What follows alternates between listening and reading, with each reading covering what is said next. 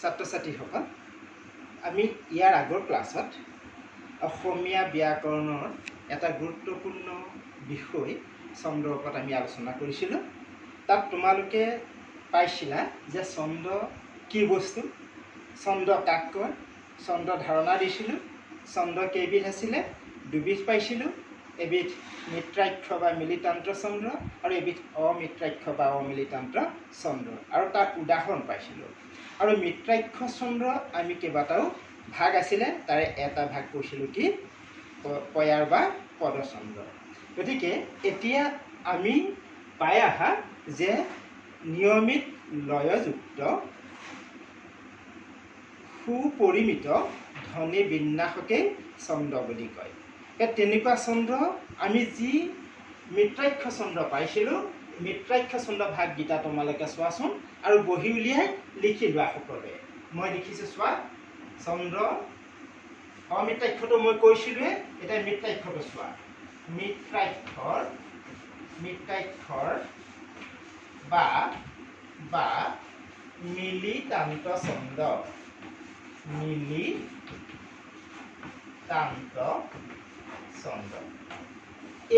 ইয়াক আমি কেইবাটাও ভাগ কৰিছোঁ। কেইটা ভাগ কৰিছোঁ তোমালোকে চোৱা। প্ৰথম কৰিছিলোঁ আমি পয়াৰ ছন্দ, পয়াৰ বা পদছন্দ বা পদ, এটাত পাইছিলোঁ। ২ নম্বৰত আছিল আমাৰ ত্ৰিপদী ছন্দ। তোমালোকক নাই কোৱা মই কম, ত্ৰিপদী ছন্দ। তাৰপাছত আছিলে ঝুমুৰা,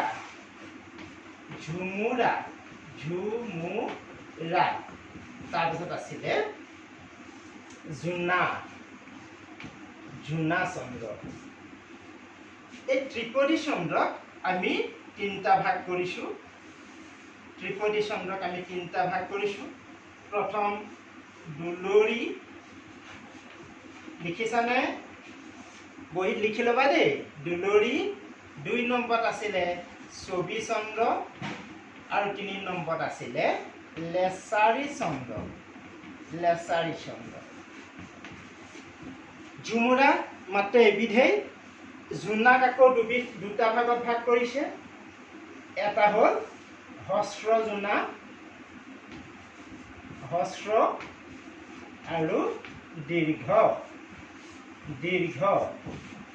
হস্ৰ আৰু দীৰ্ঘ, এইকেইটা ভাগত আমাৰ মিত্ৰাক্ষ ছন্দ ভাগ কৰিছে। মিত্ৰাক্ষ ছন্দ পদ বা পয়াৰ বা পদছন্দ, ত্ৰিপদী ছন্দ, ঝুমুৰা ছন্দ আৰু জোনা ছন্দ। ত্ৰিপদী ছন্দক আকৌ তিনিটা ভাগ কৰিছে, দুলৰি, ছবি, লেছাৰী আৰু জোনাক কি কৈছে হস্ৰ আৰু দীৰ্ঘ দুটাত ভাগ কৰিছে। এতিয়া আমি পদ বা পয়াৰ ছন্দ পাইছিলোঁ। এইকেইটা লিখি লৈছেনে? মই মোহাৰো দেই, আকৌ তেহে আমি পাছৰখিনিলৈ আমি যাব পাৰিম। গতিকে আমি পয়াৰ ছন্দ কি পাইছিলোঁ যে যিটো স্তৱকত দুটা চৰণ থাকে, প্ৰথম চৰণটোত 14টা আখৰ, দ্বিতীয় চৰণটোত 14টা আখৰ থাকিব, আৰু প্ৰথম চৰণত দুটা পৰ্ব থাকিব, দ্বিতীয় চৰণত দুটা পৰ্ব থাকিব, আৰু প্ৰথম পৰ্বত 8টা আখৰ, দ্বিতীয় পৰ্বত 6টা আখৰ, আকৌ প্ৰথম পৰ্বত 8টা আখৰ, দ্বিতীয় পৰ্বত 6টা আখৰ, মুঠ 28টা আখৰ যুক্ত যিটো কবিতা, তেনে লক্ষণযুক্ত কবিতাকেই আমি পদ বা পয়াৰ ছন্দ বুলি কম বা আমি কওঁ। এতিয়া আমি এইটো পাইছোঁ, লিখিনা তোমালোকে লিখি ল'লা। এতিয়া ত্ৰিপদী ছন্দলৈ মই যাওঁ ইয়াৰ পাছতেই। এতিয়া মই এইটো মোহাৰিছোঁ দেই, ত্ৰিপদী ছন্দক বুজাবৰ কাৰণে। ত্ৰিপদী ছন্দ কিয় কয়, কাক কয়, মই এতিয়া ক'ম। তোমালোকে এইটো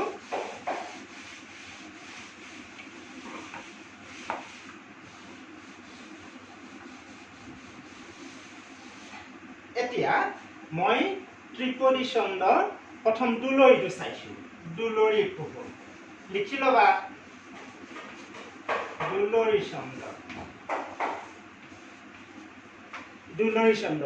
ছন্দ কেনেকুৱা চোৱা।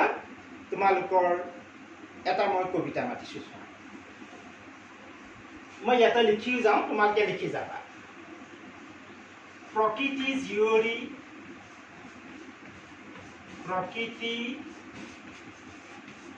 জীয়ৰী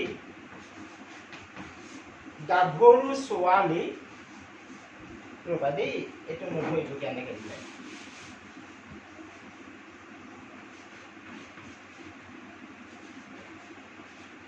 প্ৰকৃতি জীয়ৰী গাভৰু ছোৱালী বহাগী আইৰে বিয়া বহাগী এইখিনি কমা এটা দিবলৈ নাপাহৰিবা দেই বহাগী আইৰে বিয়া লিখিছানে উলহে মালহে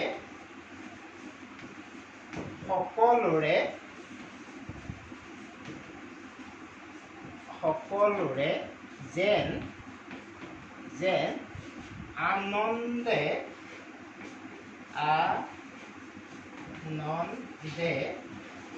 নধৰে হিয়া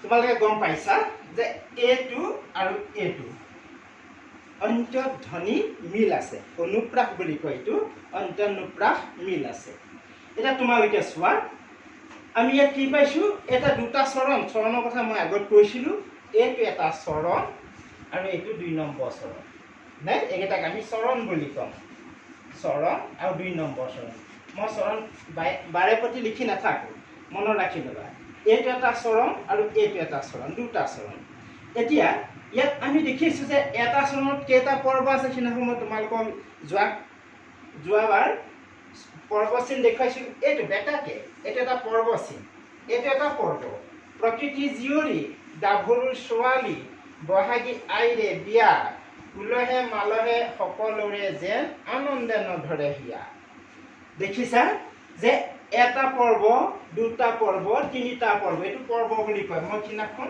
কৈছিলোঁ তোমালোকক এইটো এটা পৰ্ব এইটো এটা পৰ্ব এইটো এটা পৰ্ব গতিকে এতিয়া এটা পৰ্বত কেইটাকে আখৰ আছে চোৱা 1 2 3 4 5 6 1 2 3 4 5 6 1 2 3 4 5 6 7 8 ইয়াতো সমানেই পাবা নিয়মিত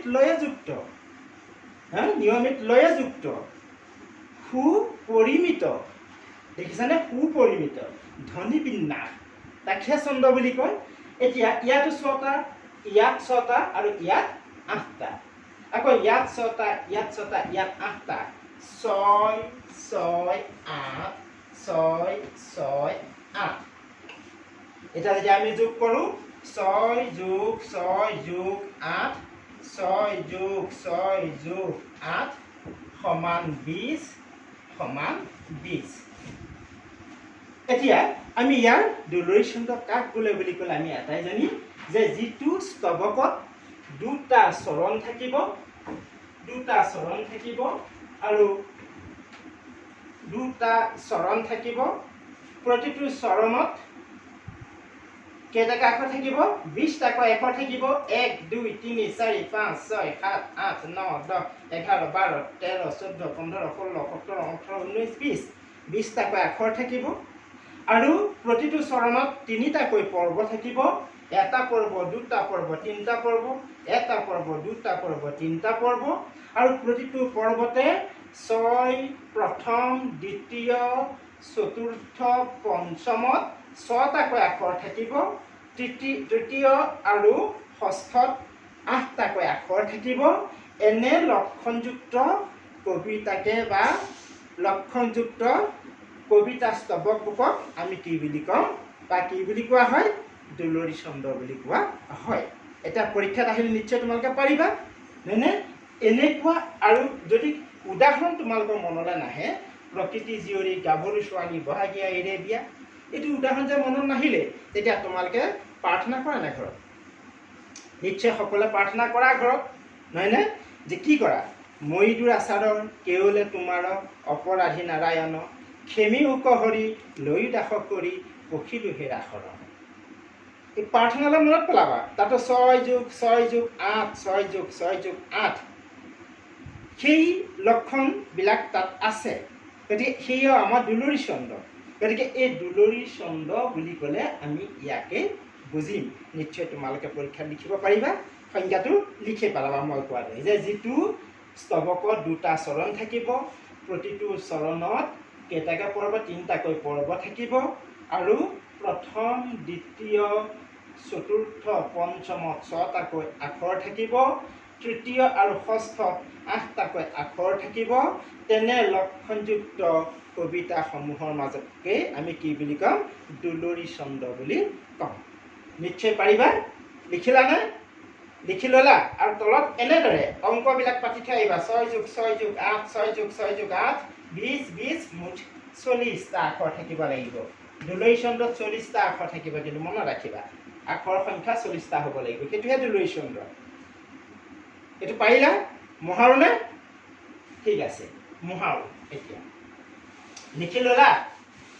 তাৰপিছত তোমালোকে ছবি ছন্দলৈ যাম আমি এতিয়া। ইয়াৰ পাছত তোমালোকে ছবি ছন্দ চাবাচোন। কিবা টান পাইছা নেকি? টান পালে সুধি ক'বাহঁত মোক। এতিয়া ছবি ছন্দ লিখি লোৱা। ছবি ছন্দ। এতিয়া ছবি ছন্দ কোনবিলাকক কওঁ? এতিয়া আমি আকৌ তালৈ যাম। তোমালোকে দুখীয়াৰ ভগা পজা নিৰ্মল প্ৰসাদ বৰদলৈ যে নলিনীবালা দেৱীয়ে যে লিখিছিলে, দুখীয়াৰ ভগা পজা, দুখীয়াৰ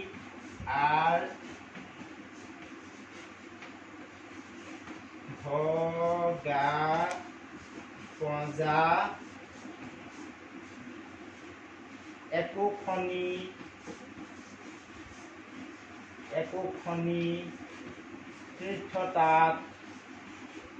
তীৰ্থতাল সিফালে ধৰা নাই দেই।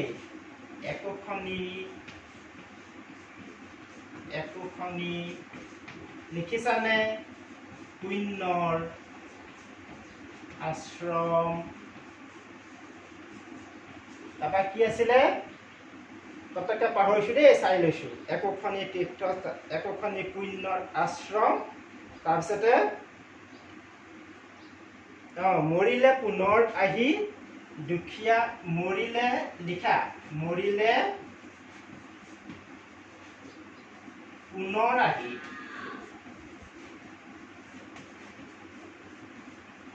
মৰিলে পুনৰ আহি দুখীয়াৰ দেশতে মোৰ,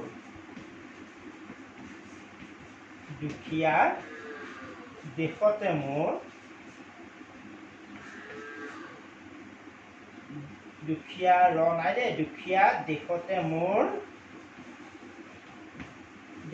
মোৰ লওঁ যেন পুনৰ জনম, লওঁ যেন পুনৰ জনম,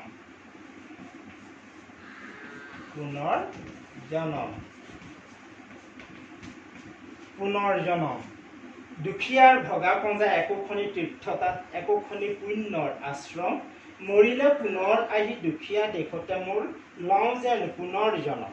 দেখিছানে? ইয়াত কি আছে? এই দুটা চৰণ আমি আগত কৰিছিলোঁ।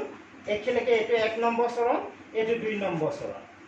ইয়াত এই 3টা পৰ্ব, এইটো পৰ্ব, এইটো পৰ্ব, এইটো পৰ্ব, এইটো পৰ্ব, এইটো পৰ্ব আৰু এইটো পৰ্ব। এই 3টা পৰ্ব আছে। এতিয়া কিমানকৈ আখৰ আছে চোৱাচোন। 1, 2, 3, 4, 5, 6, 7, 8। ইয়াত 8টা পাবা। 1, 2, 3, 4, 5, 6, 7, 8। ইয়াত 10টা পাবা। 1, 2, 3, 4, 5, 6, 7, 8, 9, 10। ইয়াতো সমানেই পাবা। 8টা 10টা পাবা। এতিয়া লিখি দিছোঁ মই, চোৱা। 8, 8, 10, আকৌ 8, 8, 10। এতিয়া আমি ইয়াৰ সূত্ৰটো কেনেকৈ লিখিম চোৱা। যে যিটো স্তৱকত, এইবোৰ স্তৱক বুলি কয়, যিটো স্তৱকত দুটা চৰণ থাকিব, প্ৰতিটো চৰণত 3টাকৈ পৰ্ব থাকিব। এটা পৰ্ব, দুটা পৰ্ব, 3টা পৰ্ব থাকিব। এটা পৰ্ব, দুটা পৰ্ব, 3টা পৰ্ব থাকিব। আৰু প্ৰতিটো পৰ্বৰ প্ৰথম, দ্বিতীয়, চতুৰ্থ, পঞ্চমত কেইটাকৈ আখৰ থাকিব? 8টাকৈ আখৰ থাকিব। আৰু তৃতীয় আৰু ষষ্ঠত 10টাকৈ আখৰ থাকিব আৰু অন্তৰ্ধ্বনি অনুপ্ৰাস বা অন্তৰ্ধ্বনি মিল থাকিব। এইটো আগতেই কৈ আহিছে মিত্ৰাক্ষৰ ছন্দত বা মেলিতান্তৰ ছন্দত কি থাকিব মিত্ৰাক্ষ ধ্বনি বা মিত্ৰাক্ষ অনুপ্ৰাসবিলাক মিল থাকিবই। অন্তৰ্ধ্বনি বা অন্তৰ্নুপ্ৰাসবিলাক মিল থাকিব, সেইবোৰহে মিত্ৰাক্ষ ছন্দ হ'ব। গতিকে এইটো বাৰে বাৰে কৈ নাথাকিলেও হ'ব। সেইকাৰণে যে অন্তৰ্ধ্বনি মিল থাকিব বা অনুপ্ৰাস মিল থাকিব, তেনে লক্ষণযুক্ত যিবিলাক কবিতা তাক আমি কি ক'ম সেই ছন্দক ছবি ছন্দ বুলি ক'ম। গতিকে সদায় ছন্দ কবিতাৰ মাজতেই থাকে। সেয়েহে দুখীয়াৰ ভগা পজা, একোখনি তীৰ্থতাত, একোখনি পুণ্যৰ আশ্ৰম, মৰিলে পুনৰ আহি দুখীয়া দেশতে মোৰ, লওঁ যেনে পুনৰ জনম। ই এটা সম্পূৰ্ণ কি মিত্ৰাক্ষৰ ছবি ছন্দ, ত্ৰিপদী ছন্দ এটা ভাগ ছবি। এতিয়া আমি লিখিম যে যিটো স্তৱকত দুটা চৰণ থাকিব, প্ৰতিটো চৰণতে তিনিটাকৈ পৰ্ব থাকিব আৰু প্ৰথম দ্বিতীয় চতুৰ্থ পঞ্চমত 8টাকৈ আখৰ থাকিব আৰু তৃতীয় আৰু ষষ্ঠত 10টাকৈ আখৰ থাকিব, তাকে আমি ছবি ছন্দ বুলি ক'ম। তলত তোমালোকে লিখি আহিবা 8 + 8 + 10 আকৌ 8 + 8 + 10 সমান কিমান 18, 8 × 16, 6, 26 আৰু ইফালে 26, 6 আছে 12, 2, 1, 2, 5 52টা আখৰ থাকিব এটা। তেনে লক্ষণকে আমি কি ক'ম ছবি ছন্দ বুলি ক'ম। তোমালোকে যে দুখীয়াৰ ভগা পজা পাহৰি গ'লা, তেতিয়া কি কৰিবা? ভয় খাব একো নালাগে। তেতিয়া তোমালোকে প্ৰাৰ্থনা কৰা নে ঘৰত? আকৌ প্ৰাৰ্থনালৈ মনত পেলাই দিবা। কি গাবা? তুমি চিত্ৰবিদ ত্ৰিমূৰ পৰ্বত নাৰায়ণ, তুমি নাথ ময়ূ নাথ অন্ত। এতিয়া 10টা আছে, আঙুলি মতে লিখি পেলাবা। এতিয়া 10টা আছে দেখোন, 8টা 8টা 10টা আছে। এতিয়া সি ছবি ছন্দ, সিয়ে ছবি ছন্দ বা মুক্তিতনী স্পৃহা যিটো লিখি দিবা, ইমান চিন্তা কৰিবলগীয়া একোৱেই নাই। গতিকে আমি ছবি ছন্দ তেতিয়া তোমালোকে পাৰিবা, লিখি লৈছানে? এনেকৈ লিখি লোৱা আৰু ঘৰত যত্ন কৰিবা। এইবিলাকে ছবি ছন্দ বুলি কয়। এতিয়া ছবি ছন্দৰ পাছত আমি কি কৈছিলোঁ লেছাৰী ছন্দ বুলি কৈছিলোঁ। এতিয়া লেছাৰী ছন্দলৈ যাওঁ। লেছাৰী ছন্দ লিখি ল'বা।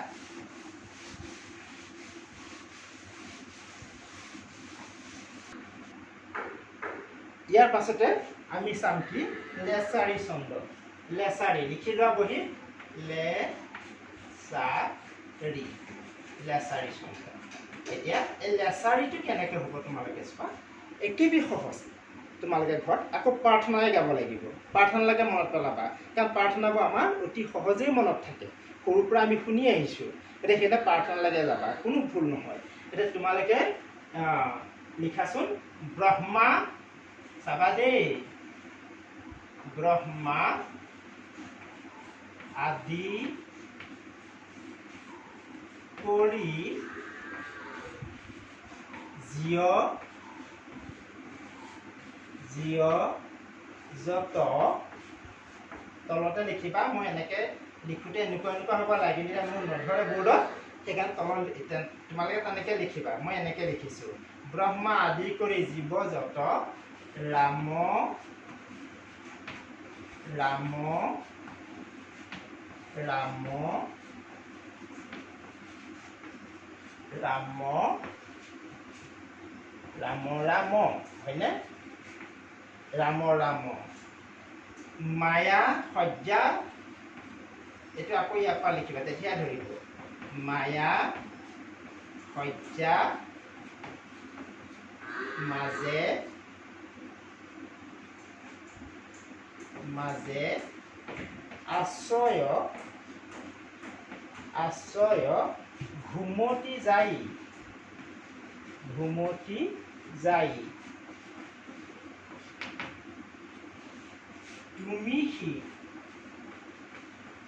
তুমি সে চৈতন্য সনাতন। আকৌ লিখা ৰাম ৰাম ৰাম ৰাম আমি অচেতন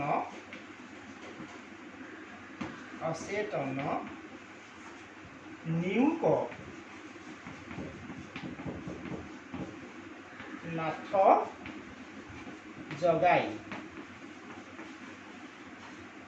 দেখিছানে এইটো অকণমান দীঘলীয়া ছন্দৰ ভিতৰত লেছাৰী ছন্দই বেছি দীঘলীয়া আখৰ আছে তোমালোকে চোৱা ব্ৰহ্মা আদি কৰি জীৱ যত ৰাম ৰাম ৰাম ৰাম ৰাম মায়া সজ্জা মাজে আশ্ৰয় ঘুমতি যাই তুমি হে চৈতন্য সনাতন ৰাম ৰাম ৰাম ৰাম ৰাম আমি অচেতন নিৰূপ নাথ জগাই এটা দুটা চৰণ এইখিনিলৈকে এটা চৰণ আকৌ এইটো 2 নম্বৰ চৰণ মই তলত দিছোঁ এটা ইয়াত 3টা পৰ্ব আছে একেই থাকিব 3টা পৰ্ব এটা পৰ্ব দুটা পৰ্ব তিনিটা পৰ্ব এটা পৰ্ব দুটা পৰ্ব তিনিটা পৰ্ব এটা এই পৰ্ববিলাকত কিমান আখৰ আছে চোৱা 1 2 3 4 5 6 7 8 9 10 এই এটা পৰ্বত 10টা থাকিব এইটো 10টা 1 2 3 4 5 6 7 8 9 10 এইটো 10টা থাকিব এটা 14টা থাকিব চাবাচোন 1 2